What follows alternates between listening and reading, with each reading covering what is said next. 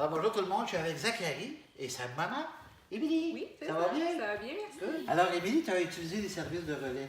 Oui. Comment ça s'est passé? Ben en fait, moi, j'ai eu ma première fille, Léonie, qui a maintenant 2 ans. C'est Ok. plutôt à elle que j'ai eu besoin des services Oui. du relais.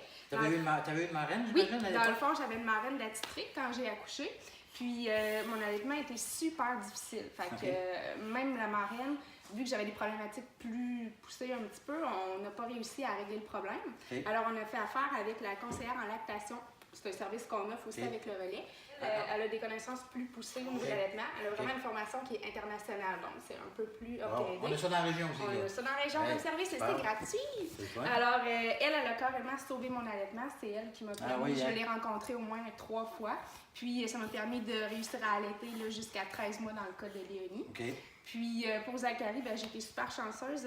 Ça s'est Ça super s'est bien bien passé. passé. Fait que c'est pour ça que j'ai décidé de devenir marraine. En fait. Hein, Beaucoup de évidemment. choses qui entrent en ligne de compte dans l'allaitement. Puis, tu sais, c'est un peu de la préparation aussi si on veut être prêt à allaiter. Mais souvent, d'avoir une première rencontre avec notre marraine ou un premier contact, ça permet justement de poser nos questions, savoir un peu à quoi s'attendre.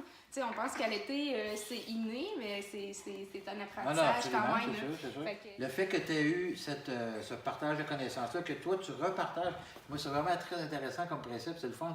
Parce que ça vous permet aussi de vous découvrir, les mères aussi ensemble. Hein? Ben oui, de partager. Tu sais, au début, on est souvent un peu isolés, hein, on est tout seul chez Ouais, nous à la ouais. maison. On pense qu'on vit des problématiques, puis on pense qu'on est tout seul à les vivre. Non, Finalement, exactement. quand on se rend compte, ben on se console un peu. On se dit, bah, ben finalement, je suis pas toute seule à vivre ça. Alors Marie-Ève et Isabelle sont maintenant marraines, ils sont toutes jeunes, mais sont marraines. Mais vous êtes évidemment mère de famille maintenant. Oui. Est-ce que c'est vos premiers? C'est notre deuxième. C'est votre deuxième, hein? chacun, oui. Est-ce qu'on devient marraine? J'imagine qu'on devient marraine après en avoir eu un déjà, j'imagine, c'est ça? Ben oui, il faut avoir un minimum de 4 mois d'allaitement là, pour pouvoir devenir Ok. marraine, mais moi de mon côté, là, c'est vraiment quand que j'ai allaité jusqu'à 13 mois, puis c'est là que j'ai eu le déclic que je voulais être marraine. On dirait que l'allaitement, le lien avec le bébé, Avec le bébé, oui. ça me manquait, puis j'avais l'impression d'aller rechercher un petit peu ça Ok. avec l'allaitement. Moi c'était vraiment très technique avec mon premier bébé, il fallait Ok. que je me place d'une certaine façon, puis... C'est ça, parce que c'est des détails. C'était hein, vraiment, c'est- vraiment beaucoup de détails qui ont fait que j'ai finalement réussi à allaiter. Sans ça, j'aurais vraiment pas réussi.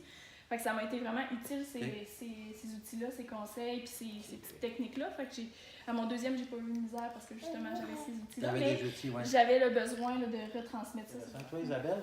Ben moi, c'est ça. J'ai une petite fille de 4 ans. Puis c'est ça, moi, ce que j'ai aimé, c'est vers ma fin de grossesse, la marraine m'a contactée, puis elle a fait un premier contact avec moi. Puis j'ai vraiment aimé son côté humain, puis tu sais, elle m'a mis tout de suite en confiance, Ouais. ce qui faisait que si j'avais besoin d'elle, ben, j'allais être en confiance pour lui téléphoner, puis j'allais pas être gênée ou quoi que ce Gênée, soit. ouais, Fait que c'est ça, ça. j'ai vraiment apprécié. Puis c'est ça, mon conjoint est retourné assez tôt au travail. Fait que là, j'étais toute seule à la maison, Ouais. le bébé avait 1 semaine, puis là, le bébé faisait juste boire, puis là, j'étais là, voyons, tu sais, j'ai pas assez de lait, puis là, j'avais beaucoup d'inquiétudes, ce qui faisait que, bon, est-ce qu'il faudrait que je donne une préparation, mon lait est pas assez bon, quoi que ce soit. D'où l'importance d'avoir quelqu'un à qui tu peux parler. C'est ça. Fait que là, elle, je l'ai appelée, puis écoute, là, elle m'a tout de suite rassurée, elle a démystifié les mythes que j'avais. Est-ce que vous vous connaissiez tout le monde ici avant d'avoir vos bébés, puis de tu sais, pas des amis ou en fait des gens qui vous côtoyaient, là?